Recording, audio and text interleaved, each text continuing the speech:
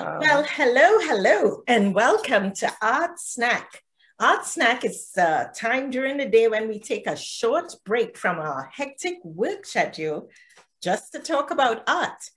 My name is Jennylynd James, and I'm an artist based in Toronto, Canada.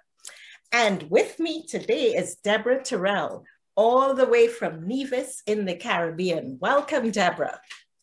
Well, thank you for inviting me, Jenny. Well, thanks so much for joining us today. So, Deborah, tell us a bit about yourself and how you got started in this whole world of art.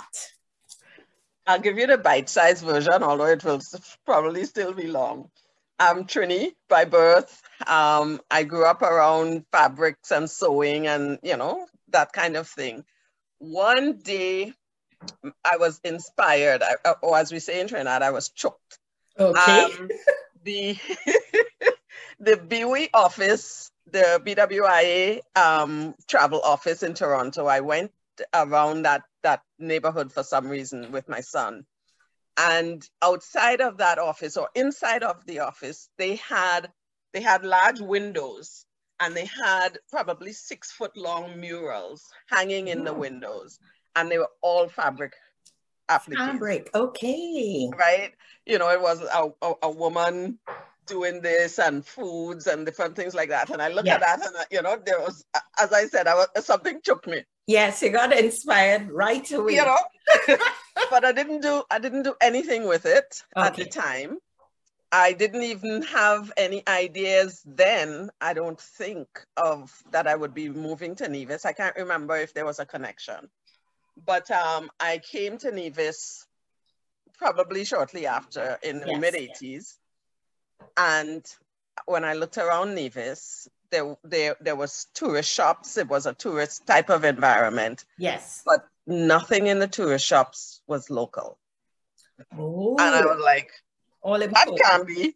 Right? Yes. You go to Trinidad for Carnival and everything that you want to buy to take back up to North America was made in Trinidad. So I was like, okay. And I started sewing. So I started then, and I said I would give you a sample of that, and I don't have. I got so carried away with my other samples. I started then making fabric appliques. And those, if you give me 1 minute, I'll get that to show you. Okay. Right. I did kind of have it a little bit closer. So they were kind of looking like this. Oh, yes.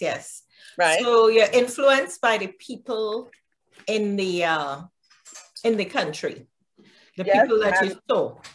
The people I saw and the different things that I saw happening around, this one. Okay, yes. And so I started to make up these appliques. And at first they were rudimentary. I basically did a woman with a bucket on her head.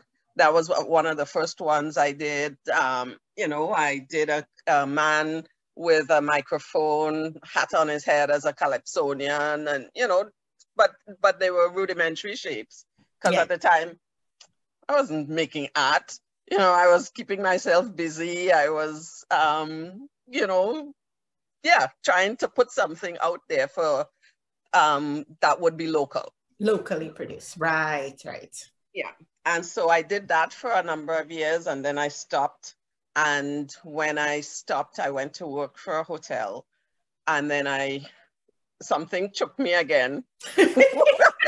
All these chucks. I tell you, the universe has took you, Yes. And so I'm in this hotel, and one day I'm hearing myself talking to people. And it's like if I was outside of myself, hearing my voice, looking at this conversation, and I'm asking myself, who is that talking? There's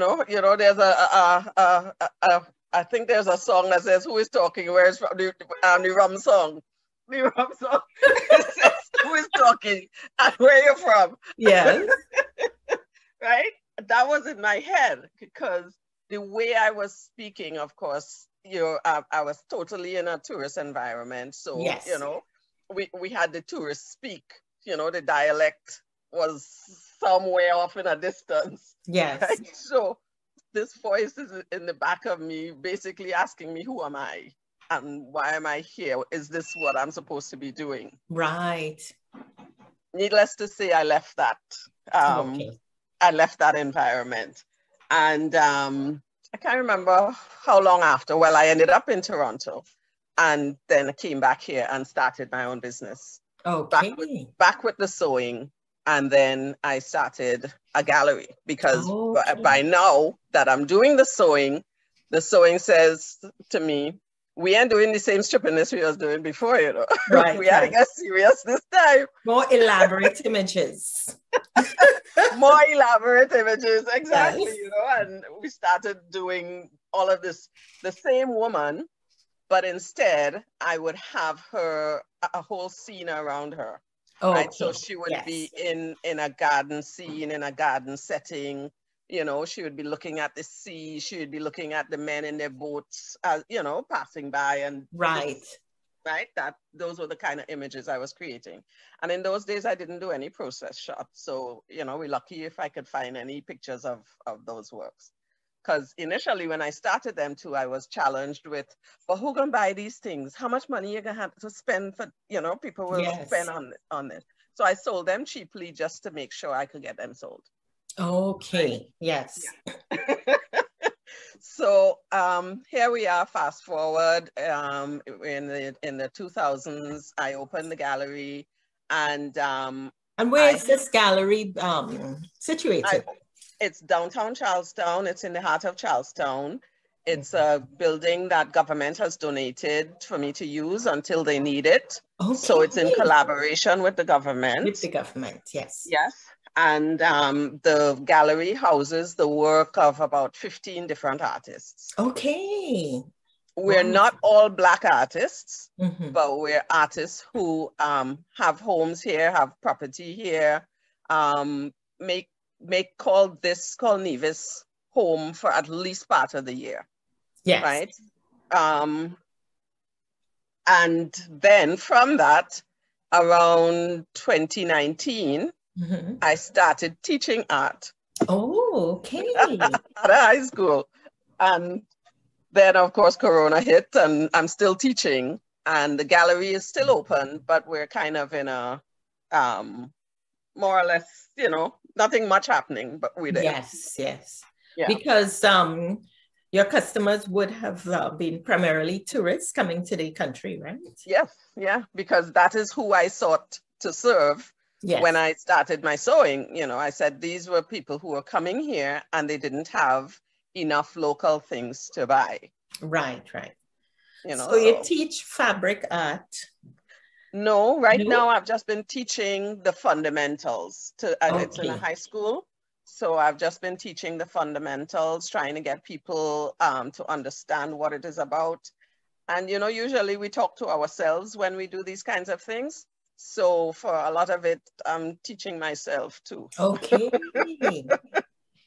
Interesting. Yeah. And so the schools are open now during the pandemic? They're still? Yes. Okay. Our schools, it's a small private school where I teach. Okay. And what they did is they divided the school so that we know who is in the building when. Okay. So in the mornings, we have our 3rd and 4th form. And in the afternoons, we have 1 and 2. And 5th formers are there all day because, of course, they have exams. Right, right. So show us some more samples of your work. So this is some of my experimentation. This is an experimentation I did with my sewing machine. Oh, okay. So what I did is I had this sketch. Yes. And I put the sketch on the back side of my fabric. Yes. And I worked, so then I held this way. Yes, yes. And did the stitching. And so what you see is from the underneath, if you know anything about stitching. Okay, right. So the portrait going on with top threading. Yeah, so it looks like a sketch, like a drawing, Yes. but it's all thread. Okay. My mom has dementia, and she's been with me, and over time, as her skills have diminished, but I started to capture her. She still had an ability to do embroidery. Oh, wonderful. And Wonderful. so the things that I would write words, and she could still read them and understand them then. Okay. So she would embroider them. Embroidery. And I Okay. incorporated that into different pieces of art. Okay. Along the way, I hired a team of ladies, because if you know anything about sewing, you know that it takes time to produce the work. And the way I did it, what I do is cut small pieces of fabric for this work. Oh. Right. And it's all fabric cut. All fabric, all cloth. Okay. And so there's small pieces of cloth that's cut. Okay. And in this case here, there's thread. Thread. Right. But they're cut, pinned together. Mm-hmm.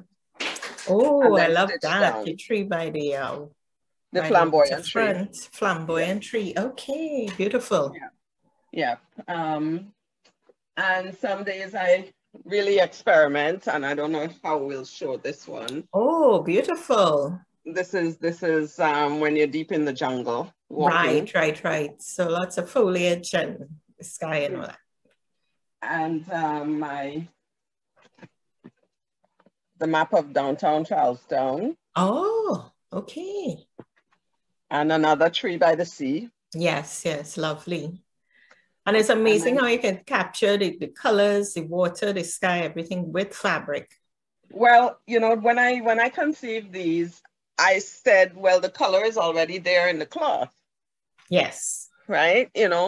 But it's about being able to find the different color values and use them the way you would with paint, So this is a big branch. This is what plant? This is the flamboyant. Flamboyant tree. Okay, lovely. Yeah, so that's a branch of the flamboyant. Lovely. Yes. That's all the pieces that I have here. Okay, well, so if the viewers want to see more of your work, where can they find you? I am I'm on Instagram. Yes. Nevis Island Living. Nevis Island Living. Okay, so I'm going to put that information right here on the screen. Nevis Island Living. Nevis Island Living. I'm on Instagram. Instagram is my favorite social media platform. Right. I do have a website by the same name. Nevis Island Living. Okay. Yes. .com? Yes. Okay. NevisIslandLiving.com. So we'll put this in the box here.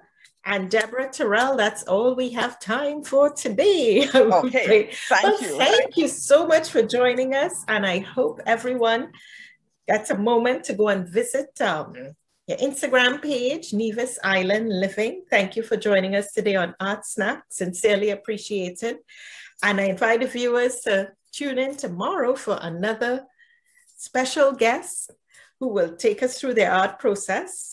My name is Jennylynd James, and you can find some of my work at jennylyndjames.com/art. That's jennylyndjames.com/art. And also on Instagram at Art by Jennylynd James. On Instagram, Art by Jennylynd James. Thanks again, Deborah. Yes, thank you. Bye-bye. Okay, bye.